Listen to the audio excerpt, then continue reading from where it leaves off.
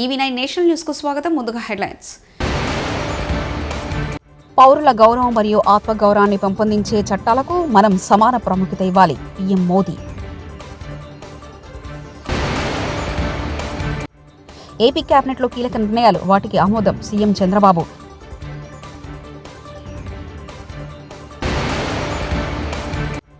బాబోయ్, ఏపీకి పొంచి ఉన్న మరో ముప్పు. కాంగ్రెస్ ఎమ్మెల్యేలపై బీఆర్ఎస్ ఎమ్మెల్యే వివేకానంద గౌడ్ ఆసక్తికర కామెంట్స్. పౌరులకు సాధికారత కల్పించే చట్టాలపై చర్చించేందుకు విశాల దృక్పథం అవసరమని ప్రధాని మోదీ నొక్కి చెప్పారు. కొన్ని చట్టాలు చాలా శ్రద్ధ వహిస్తున్నప్పటికీ చాలా ముఖ్యమైనవి తరచుగా విస్మరించబడుతున్నాయని ఆయన ఎత్తి చూపారు. ఆర్టికల్ 370 తొలగింపు, ట్రిపుల్ తలాక్పై చట్టం మరియు వక్ఫ్ బోర్డు చట్టాలపై ప్రస్తుత చర్చలు వంటి మార్పులను ఆయన ప్రస్తావించారు. అయితే పౌరుల గౌరవం మరియు ఆత్మగౌరవాన్ని పెంపొందించే చట్టాలపై మరింత దృష్టి పెట్టాలని పిలుపునిచ్చారు. कुछ कानूनों की तो खूब चर्चा हो जाती है, चर्चा होनी भी चाहिए, लेकिन कई अहम कानून हमारे विमर्श से वंचित रह जाते हैं. जैसे आर्टिकल 370 हटा, इस पर खूब बात हुई. 3 तलाक पर कानून आया, उसकी खूब चर्चा हुई. इन दिनों वक्फ बोर्ड से जुड़े कानून पर बहस चल रही है. हमें चाहिए हम इतना ही महत्वपूर्ण उन कानूनों को भी दें जो नागरिकों की गरिमा और स्वाभिमान बढ़ाने के लिए बने हैं. अब जैसे आज अंतर्राष्ट्रीय दिव्यांग दिवस है, देश के दिव्यांग हमारे ही परिवार के सदस्य हैं, लेकिन पुराने कानूनों में दिव्यांगों को किस కేటగిరీ में रखा गया था? ఏపీని ఓవైపు ఫెంగల్ తుఫాన్ భయపడుతుండగా మరో బాంబు పేల్చారు వాతావరణ శాఖ అధికారులు. ఏపీకి ఫెంగల్ ముప్పు తక్కువేనా మరో ముప్పు పొంచి ఉందని ప్రకటించారు. డిసెంబర్ 2వ వారంలో బంగాళాఖాతంలో మరో అల్పపీడనం ఏర్పడుతుందని వాతావరణ శాఖ అధికారులు తెలిపారు. ఈ అల్పపీడనం వాయుగుండంగా మారి తుఫానుగా పరిగణించే అవకాశం ఉందన్నారు. దీని ప్రభావంపై ఏపీపై అధికంగా ఉండే అవకాశం ఉందని అంచనా వేశారు. ఏపీ కేబినెట్ పలు సంచలన నిర్ణయాలు తీసుకుంది. ఇవాళ మంగళవారం ముఖ్యమంత్రి నారా చంద్రబాబు నాయుడు అధ్యక్షతన మంత్రిమండలి సమావేశం జరిగింది. ఈ సమావేశంలో 10 అంశాలపై కీలకంగా చర్చించారు. పలు పాలసీలకు కేబినెట్ ఆమోదం తెలిపింది. 3 గంటల పాటు ఈ సమావేశం జరిగింది. జల జీవన్ మిషన్ సక్రమ వినియోగంలో జాప్యంపై ముఖ్యమంత్రి చంద్రబాబు తీవ్ర అసంతృప్తి వ్యక్తం చేశారు. జల్ జీవన్ మిషన్ DPRలు స్థాయి దాటి ఎందుకు ముందుకెళ్లట్లేదని అధికారులను సీఎం చంద్రబాబు ప్రశ్నించారు. ప్రతి ఒక్కరికి త్రాగునీరు అందించే ప్రాజెక్టును రాష్ట్ర ప్రభుత్వం సద్వినియోగం చేసుకోవట్లేదని ఢిల్లీలోనూ చెప్తున్నారని ఉప ముఖ్యమంత్రి పవన్ కళ్యాణ్ తెలిపారు. బ్యూరోక్రసీ ఆలస్యం కావడం వల్లే మంచి పథకం సద్వినియోగం కావట్లేదని ముఖ్యమంత్రి అధికారులపై ఆగ్రహం వ్యక్తం చేశారు. మిషన్ మోడ్లో పనిచేస్తే జలజీవన్ అద్భుత ఫలితాలిస్తుందని మంత్రి నారా లోకేష్ వివరించారు. ఏటూరు నాగారంలో మావోయిస్టుల ఎన్కౌంటర్పై మాకు అనుమానాలున్నాయి. ఫేక్ ఎన్కౌంటర్లు ఎప్పటికైనా తప్పే. గతంలో కేసీఆర్ కూడా ఎన్కౌంటర్లకు ఒప్పుకోలేదు. మా ఆదివాసులను ఎక్కువగా చంపుతున్నారు. దీనిపై మాకు అనుమానాలున్నాయని, దానిపై కోర్టులో వేశామని ఆదివాసీ హక్కుల సంఘాలకు సంబంధించిన మిత్రులు మాకు రిప్రజెంటేషన్ ఇచ్చారు. ఎట్టి పరిస్థితుల్లో ఎన్కౌంటర్ ఫేక్ అయితే మాత్రం తప్పకుండా అధికారులపై చర్యలు తీసుకోవాలి. ఈ ప్రభుత్వం వచ్చిన తర్వాత ఇప్పటికీ 14 ఎన్కౌంటర్లు జరిగాయి. వాటిపై ఎవరికి అనుమానాలున్నా విచారణ చేయాల్సిన అవసరం ఉందంటూ బీఆర్ఎస్ ఎమ్మెల్యే జగదీష్ పరిస్థితుల్లో కూడా ఎన్కౌంటర్ అనేది జరగడానికి వీల్లేదు. చట్ట ప్రకారమే పోవాలి. వాళ్ళు ఎవరైనా సరే చట్ట వ్యతిరేకంగా పనిచేస్తున్నారు అని మీరు అనుకున్నప్పుడు చట్టం పరిధిలో మీకున్న అధికారాలను వినియోగించండి, వాళ్ళని కోర్టులో ప్రవేశపెట్టండి. ఆ తర్వాత విచారణ నిర్ణయిస్తే తప్ప ఎవరు ఒప్పు ఎవరు తప్పు అనేది, ఎన్కౌంటర్ అనేది ఏ పరిస్థితుల్లో మళ్ళీ జరగడానికి వీల్లేదు తెలంగాణలో అని చెప్పినారు. ఆ పద్ధతుల్లో 9 సంవత్సరాల్లో ఏ ఒక్క చోట కూడా అటువంటి సంఘటన జరగలేదు. మరి నిన్నటి ఎన్కౌంటర్ కూడా మాకు వస్తున్న సమాచారం ప్రకారం దానిపైన రకరకాల అనుమానాలు వస్తున్నాయి. ఆదివాసీ హక్కుల సంఘాలకు సంబంధించిన మిత్రులు కూడా వచ్చి మా దగ్గర రిప్రజెంటేషన్ ఇచ్చినారు. ఎక్కువగా మా ఆదివాసీలను అణచేస్తున్నారు, ఈ పేరు మీద చంపేస్తున్నారు, దీనిపైన కూడా మాకు అనుమానాలు ఉన్నాయని చెప్పి వారు ఏదో మేము కోర్టులో వేసినామన్న మాట కూడా చెప్పినారు. ఎట్టి పరిస్థితులలో ఎన్కౌంటర్లు ఫేక్ అయితే తప్పకుండా అధికారులపైన చర్యలు తీసుకోవాల్సిన అవసరం ఉంటుంది. అవి ఏ కేసులైనా సరే తప్పుడు కేసులు పెట్టినట్టుగా ప్రభుత్వం నుంచి, ప్రభుత్వం అధికారంలో ఉన్న పార్టీ నుంచి వచ్చిన ఒత్తిళ్లతోనే లొంగి తప్పుడు కేసులు పెట్టినా, ఇటువంటివి చేసినా సంబంధిత అధికారులపైన చర్యలు ఉంటాయి. మేము ఫేక్ ఎన్కౌంటర్లు తప్పకుండా ఖండిస్తాం, అందులో సందేహం ఏం లేదు. నిన్నటి ఎన్కౌంటర్తో పాటు ఇప్పుడు ఈ రాష్ట్రంలో ఈ ప్రభుత్వం వచ్చిన తర్వాత ఇప్పటికి 14 మంది పైన చనిపోయినట్టున్నారు ఎన్కౌంటర్లలో. తప్పకుండా అన్నిటిపైన కూడా ఎవరు అనుమానాలు వ్యక్తీకరించినా, వాళ్ళ కుటుంబ సభ్యుల అనుమానాలు వ్యక్తీకరించినా విచారణ చేయాల్సిన అవసరం అయితే ఉంటుంది. పోలీసులు కూడా జాగ్రత్త తీసుకోవాలని చెప్పి కూడా మేము ఈ సందర్భంగా తెలియజేస్తా ఉన్నాం. రాష్ట్రంలోని రైతాంగాన్ని సీఎం చంద్రబాబు ప్రభుత్వం గాలికి వదిలేశారని ధ్వజమెత్తారు మాజీ మంత్రి కారుమూర్తి నాగేశ్వరరావు. రైతులకు గిట్టుబాటు ధర ఎలా కల్పించాలనే దాన్ని మర్చిపోయారని మండిపడ్డారు. రైతులకు ఇస్తామన్న 20,000 ఇవ్వలేదని విమర్శలు గుప్పించారు. ఈ మేరకు విశాఖపట్నంలోని మంగళవారం కారుమూర్తి మాట్లాడుతూ కూటమి పాలనలో దళారీ వ్యవస్థ పెరిగిపోతుందని దుయ్యబట్టారు. కూటమి సర్కార్లో దళారీ రొక్కం రైతులకు దుఃఖం మిగిలిందని అన్నారు. ఇవాళ మీరైనా నేనైనా భోజనం చేసాకే బయటకు వస్తాం. ఇప్పుడు టిఫిన్ చేసాం, మళ్ళీ ఇప్పుడు వెళ్ళి భోజనం చేస్తాం. వాళ్లే కనుక కారడి పాడేస్తే ఏంటి మన పరిస్థితి? ఏం తిని బతకాలి?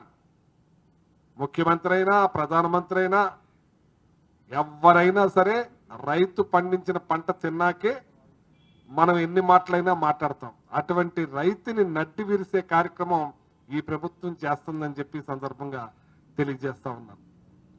ఇవాళ రైతుకి లాస్ట్ టైం జగన్మోహన్ రెడ్డి గారు నెల్లాళ్ల ముందే అప్రమత్తం చేసి ఇవాళ ఏ గ్రామం చూసినా ఆర్బీకే సెంటర్లు పెట్టారు.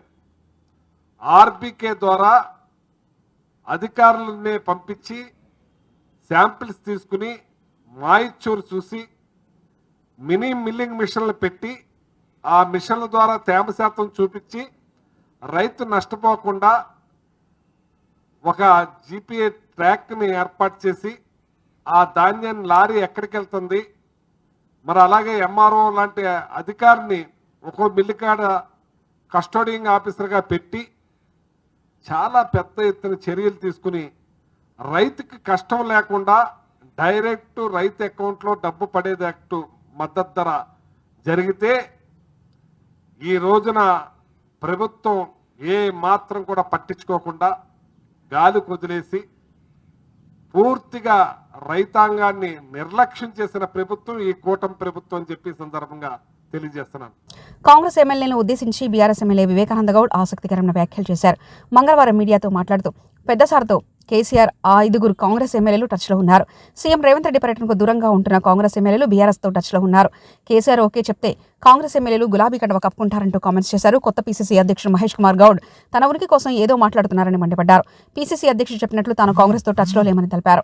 వారికి దళితులకి మరి ఎన్నో మంచి పథకాలు ప్రవేశపెట్టి చేతివృత్తులపై ఆధారపడ్డ వారిని అందరూ ప్రోత్సహించి వారి కడుపు నిండా తిండి, చేతి నిండా పని, కంటి నిండా నిద్ర ఉండే విధంగా కేసీఆర్ గారు ప్రవేశపెట్టిన పథకాలు వారికి అద్భుతాలు సృష్టించి వారికి ఎన్నో జీవితాల్లో వెలుగులు నింపినటువంటి మరి సందర్భం కేసీఆర్ గారి నాయకత్వంలో తెలంగాణ రాష్ట్రంలో ఉండే.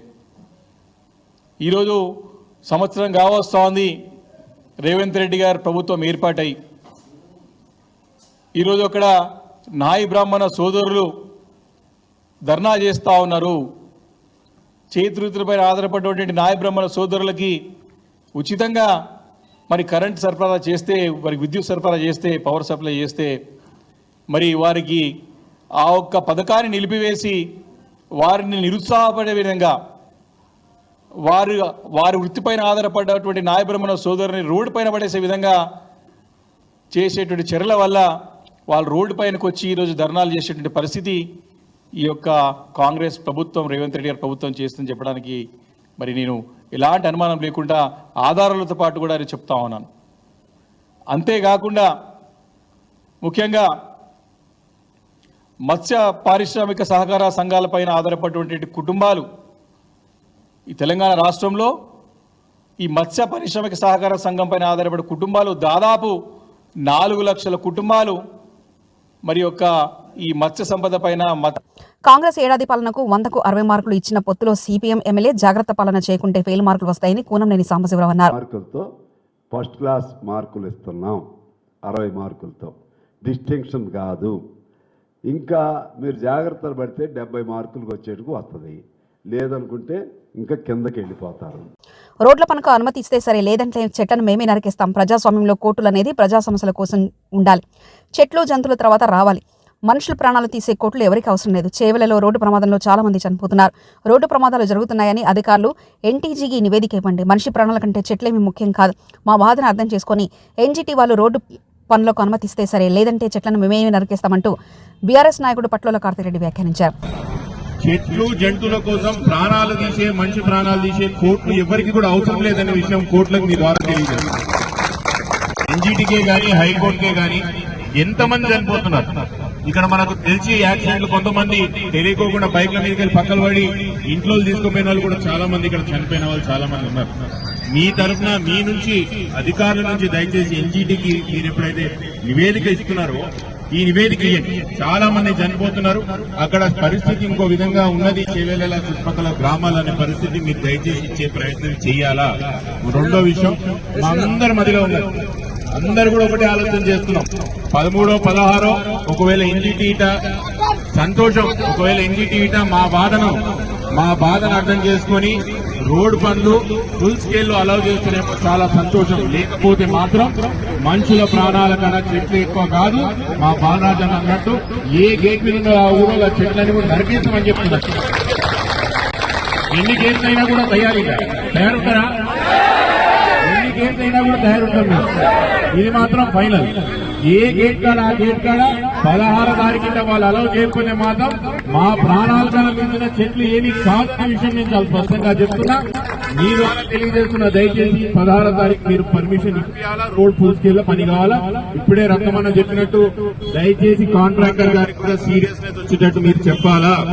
ఆషామాషిగా పనులు మొదలు పెట్టే కాదు, ఫుల్ స్కేల్ లో పనులు మొదలు పెట్టాలా. పోలీస్ సోదరులు కూడా డేంజర్ ఎక్కడెక్కడైతే రోడ్ ఉన్నదో దాన్ని గుర్తించాలా. గుర్తించి అక్కడ స్పెషల్ గా మీరేమైనా సైన్స్ పెడతారా, అదనంగా మీరేమైనా పర్సనల్ కూర్చోబెడతారా అనేది అది మీ నిర్ణయం. కానీ దయచేసి కొత్త వాళ్ళు ఎవరైనా ఇక్కడికి వస్తున్నారు, ముఖ్యంగా ఎవరైతే ఈ లారీ వాళ్ళు ఉంటారో వాళ్ళ అసోసియేషన్ కూడా ఉంటుంది, వాళ్ళని దయచేసి మీటింగ్ పిలవండి. పిలిచి చెప్పు ఇక్కడ ఓవర్టేక్ చేయడానికి లేదు, ఒకటే స్పీడ్ లో నడపాలి. ఇగో ఈడికి వచ్చేటప్పటికి ఇదే పద్ధతి అని దయచేసి పోలీస్ సోదరులు కూడా మీరు తెలియజేయాలని చెప్తున్నా. ఈ పైన ఏ కార్యక్రమం మీరు తీసుకున్నా కూడా మీతో పాటు కలవడానికి నేను సిద్ధంగా ఉన్నా. హన్మకొండ జిల్లాలోని మడికొండలో సోషల్ వెల్ఫేర్ అక్రమ గురుకుల పాఠశాలలో బీఆర్ఎస్ గురుకుల పాఠలో ఉద్రిక్తత.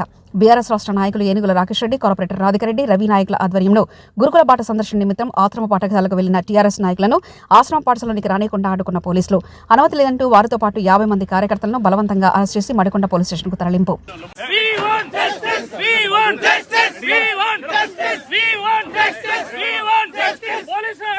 విద్యార్థుల భవిష్యత్తును నాశనం చేస్తున్న కాంగ్రెస్ ప్రభుత్వ వైఖరి, మరణానికి కారణమైన కాంగ్రెస్ ప్రభుత్వ వైఖరి, కాంగ్రెస్ ప్రభుత్వం ఉండి వైఖరి, కాంగ్రెస్ ప్రభుత్వం ఉండి వైఖరి, కాంగ్రెస్ ప్రభుత్వం ఉండి వైఖరి, కాంగ్రెస్ ప్రభుత్వం ఉండి వైఖరి. ఇదే మీ రాజ్యం, ఇదే మీ రాజ్యం, ఇదే మీ రాజ్యం, ఇదే మీ రాజ్యం, ఇదే మీ రాజ్యం, ఇదే మీ రాజ్యం, ఇదే మీ రాజ్యం, ఇదే మీ రాజ్యం, ఇదే మీ రాజ్యం, ఇదే మీ రాజ్యం, ఇదే మీ రాజ్యం, ఇదే మీ రాజ్యం. కాంగ్రెస్ కాంగ్రెస్ కాంగ్రెస్ చిన్నారుల ఆత్మహత్యలకు చాలా కాంగ్రెస్ వైఖరి. పైడితల్లి ఆలయంలో చండీ హోమం. విజయనగరం డిసెంబర్ 3న ఉత్తరాంధ్ర ప్రజల ఆరాధ్య దైవం రైల్వే స్టేషన్ దరి శ్రీ పైడితల్లి అమ్మవారి ఆలయం వనంగుడిలో మంగళవారం అమ్మవారి తిరునక్షత్ర మూలా నక్షత్ర సందర్భంగా అమ్మవారికి ఉదయం అభిషేకాలు, పూలతో అలంకరణలు చేసి పూజలు నిర్వహించారు. దేవస్థాన ఆధ్వర్యంలో అమ్మవారి తిరునక్షత్ర సందర్భంగా దేవస్థాన ఈవో KAN ప్రసాద్ పర్యవేక్షణలో కళ్యాణార్థం చండీ హోమం పూర్ణాహుతి నిర్వహించారు. ఆలయ ఋత్వికులు వి నరసింహమూర్తి శర్మ, తాత రాజేష్ శర్మ, సాయి కిరణ్ శర్మలు నిర్వహించిన ఈ కార్యక్రమంలో పలువురు దంపతులు పాల్గొన్నారు.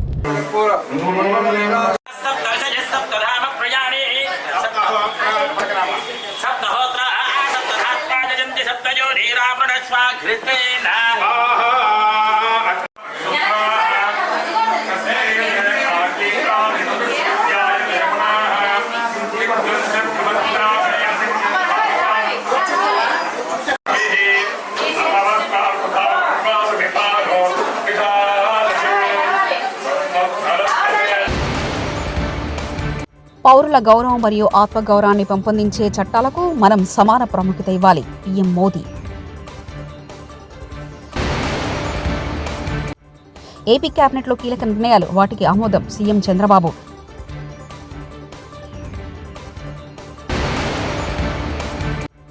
బాబోయ్, ఏపీకి పొంచి ఉన్న మరో ముప్పు. కాంగ్రెస్ ఎమ్మెల్యేలపై బీఆర్ఎస్ ఎమ్మెల్యే వివేకానంద గౌడ్ ఆసక్తికర కామెంట్స్. ఇవి బులెటిన్ విశేషాలు. చూస్తూనే ఉండండి EV9 నేషనల్ న్యూస్.